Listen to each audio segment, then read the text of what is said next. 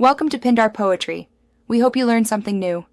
You start by preparing the environment and why that matters. Install OpenSSL or your Acme client and confirm sudo access, because certificate keys require protected creation. Next, verify DNS and AHA records so the CA can validate domain control. Without them, validation will fail. Then choose whether you need a CA-signed cert for trust or a self-signed for internal use, and prepare CSR fields, common name, organization, and write them down before generating the key and CSR. You now generate the private key and CSR, and that's the core action. Run OpenSSL to create a 2048 or 4096-bit key, set tight permissions, and add a passphrase if required. This prevents key theft.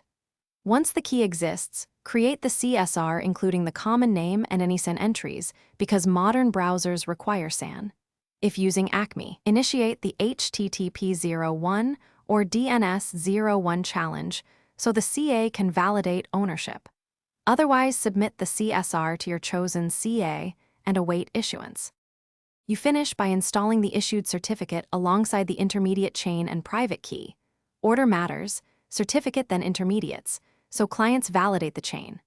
Update your web server or load balancer configuration to reference the key and cert files, restart the TLS service, and then test using OpenSSL client or a browser to check SAN, expiration, and full chain.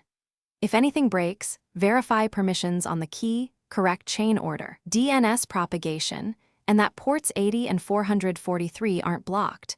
Those are the common failures. Thanks for watching. Consider subscribing if we helped you.